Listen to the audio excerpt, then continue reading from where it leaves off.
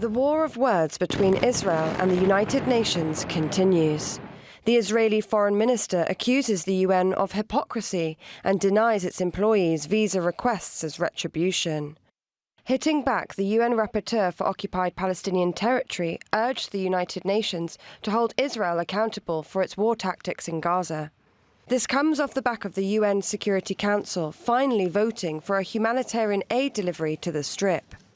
Although the expectation was that the binding resolution would be implemented on the ground, however, the escalation continued.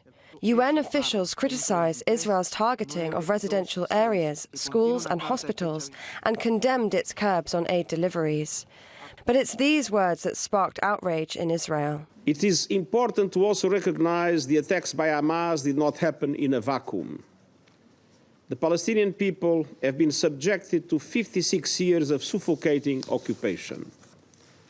They have seen their land steadily devoured by settlements and plagued by violence, their economy stifled, their people displaced, and their homes demolished. Their hopes for a political solution to their plight have been vanishing. Following that, Israel warned it would refuse visas. Since then, the UN humanitarian coordinator for the Palestinian territories was forced to leave the region. Israel says the UN is exacerbating the conflict and reiterates its position. I say here in the most explicit way, anyone who acts against us is a potential target. There is no immunity for anyone. Despite the UN Security Council resolution, the onslaught in Gaza is intensifying. At this stage, the vote seems largely symbolic as war rages on.